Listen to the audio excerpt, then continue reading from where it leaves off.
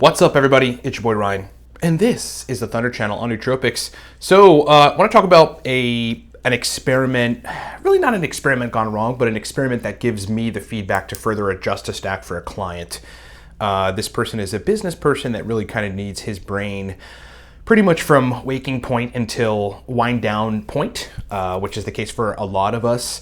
And we've been experimenting with a lot of stacks. There's a dip in energy around 1 or 2 p.m., which is kind of typical for people. And we've had some great success addressing it. But look, we always want more options. So I want to talk about a stack that we're on now, what kind of went wrong and what I would do to adjust it to give you guys sort of a live example. In the meantime, this broadcast is brought to you by Smarter, Better, Faster Audio. Smarter, Better, Faster is a book I wrote some time ago to explain people how to surgically use nootropics. You know, there has to be a philosophy infused into your nootropic stacking and into your nootropics usage to get good results. There's also really, really cool cycling philosophy and strategy in there, which is useful, and there's a ton of really great stacks. But Smarter, Better, Faster Audio is it's actually a video of the book Smarter, Better, Faster that we wrote, and the pages turn, and it's me reading it. Get it at livecortex.com. This broadcast is sponsored by it. It is also sponsored by the 1-month intensive Nootropics consult. What is that? That is for business people primarily. That's actually what we're talking about, and the client that we're going to discuss the stack with got it. Look, if you're a business person that really needs hardcore brain function, you want to function at the 180% level, work with me for a month straight. To do that, that is what the 1-month intensive is. Get that at livecortex.com. Last thing, this broadcast is brought to you by, it's behind me, the Nootropics Masterclass. This is basically if you're in 2-3 years in nootropics and you're getting some good results, but you really just kind of want to skip the next 3 years and get a lot better results, stack differently, adjust differently, and do certain states on cue, get the Nootropics Masterclass. It's a video course that I created of me. It's about 1 hour and 12 minutes long that teaches you how to do that. Find it at livecortex.com. You guys know the rest of our stuff, the Cortex stack, all of our other consults, find it all at livecortex.com. Okay, so the stack that we're dealing with is, so let me just set the preface. This person that I'm working with had responded really well to about 800 milligrams of aniracetam with 250 milligrams of choline by tartrate. I just wanted to start with a very simple choline source to not kind of rush choline into the brain. I usually like to do that first and see how people respond. A lot of people respond great to choline by tartrate, don't need to bring the other choline sources in to muddy the waters. Some people do, they just need more infusions of usable acetylcholine, and that's based on their brain, previous medications, and a whole host of other factors. So the aniracetam at about 800 and the choline by tartrate at 250 was a great stack for the guy. And it was just like, had him functioning really awesomely throughout the day. When the dip happened in energy, it changed the dip. There was no dip, there was just consistent clarity and energy.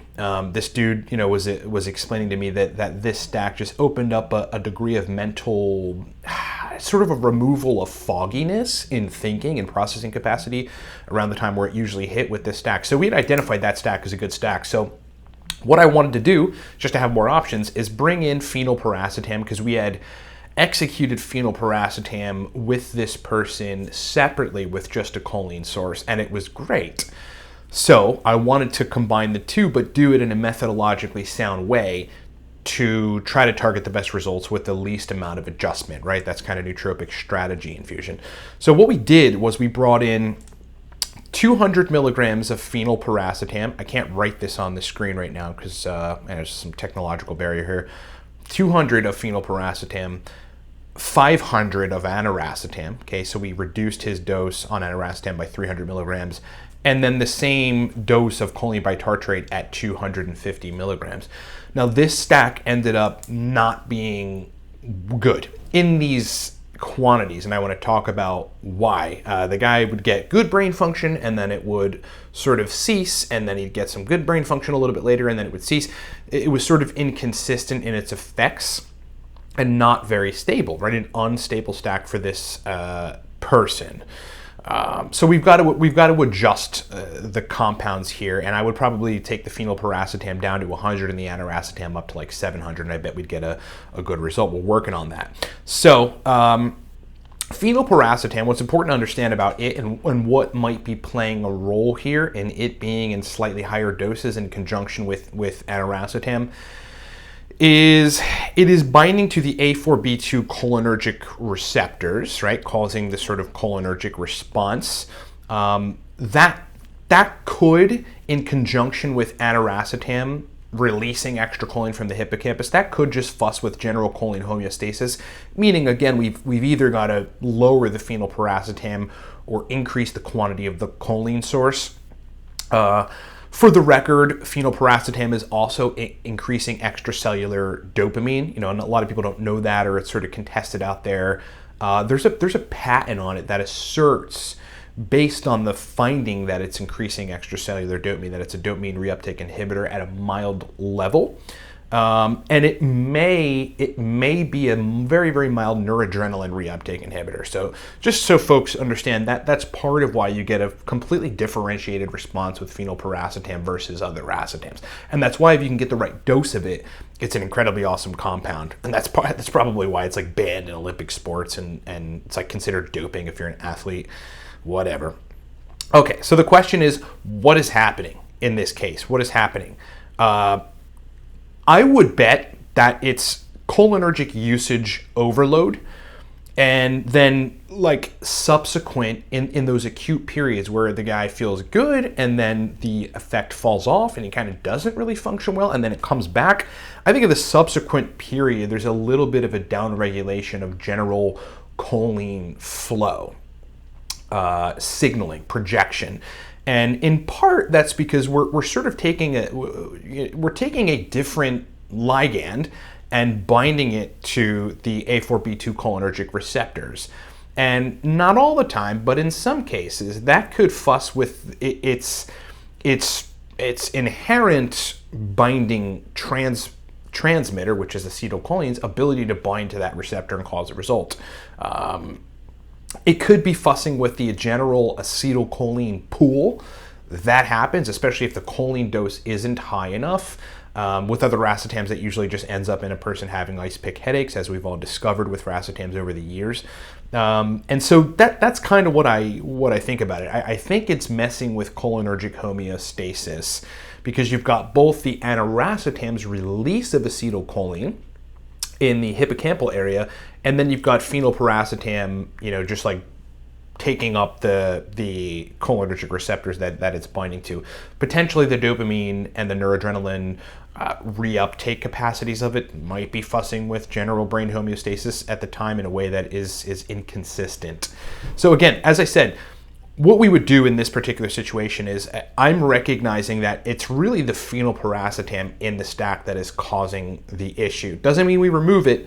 Remember, it's at 200. The aniracetam's at 500. The bitartrate is at 250.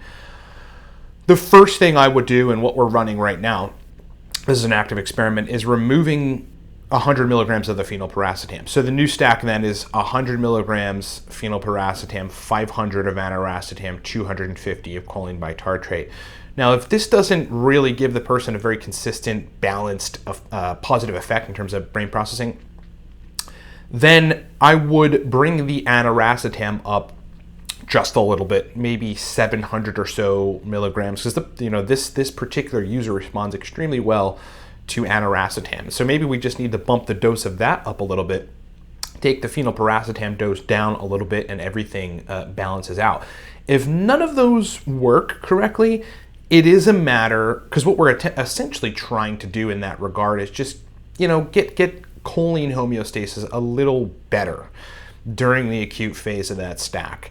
If those adjustments do not work, I would wager, I can almost guarantee that the last adjustment would work, and it's just simply a matter of not having enough tissue levels and kind of semi-acute pool repletion of acetylcholine. So we would bump the choline bitartrate dose up to like 350 and then run the experiment again, but with the same doses as the initial doses of phenylpiracetam and aniracetam, 200 on the phenylpiracetam side, 500 on the aniracetam side. Right? We would try these other adjustments first, then we would move back to the original doses of the stack and just up the choline bitartrate to see if we can get the best results, and I'm pretty sure we can. What is the point of all this, right? What does this tell people? You have to understand what each racetam and what each nootropic that you're taking is doing, and you really have to spend a little time in the adjustment period philosophizing about what's going wrong if the stack isn't perfect, and then subsequently making adjustments based on the science of what is happening. I can't tell you how much more advanced that has made my nootropics usage over the years, because as I've told you guys in the past, in the first, I want to say like 3.5, 4 years, I didn't do any of that, right? There was no methodology to my approach. There was no kind of stacking strategy. It was like, all right, here's some alpha GPC. I guess I'll take it in 300 milligrams. Here's some Alcar. I guess I'll do a gram. Here's some Piracetam. I guess I'll just take 3 grams or whatever, right? And I would have inconsistent results. And this is ultimately why, right? It's because I never got down to understanding exactly what was happening, what could cause some of the inconsistencies, and then properly adjusting based on the findings that I discovered. Okay, so I hope that makes sense. Thanks so much for watching, everybody. More content to come soon. Go to facebook.com/CortexStacks, because that is now where we're doing live streams where we won't put on the YouTube channel here. Please check it out. There's a lot coming this week and next week on the live stream front. We're also going to be doing some live streams on the YouTube channel, so stay tuned for that.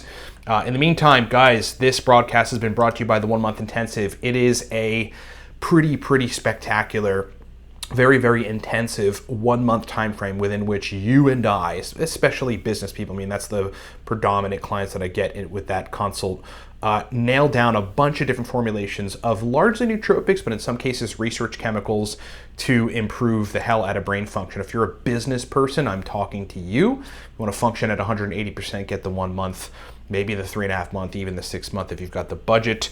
Also brought to you by Smarter, Better, Faster Audio. If you're kind of into nootropics and you want to learn more and you really want to hear my philosophy on cycling and stacking, as well as a combination of a lot of great stacks, just by Smarter, Better, Faster. It's a video page turning audiobook. So the pages turn in the book in front of you, and it's me reading the book. You can get it at livecortex.com. It is awesome.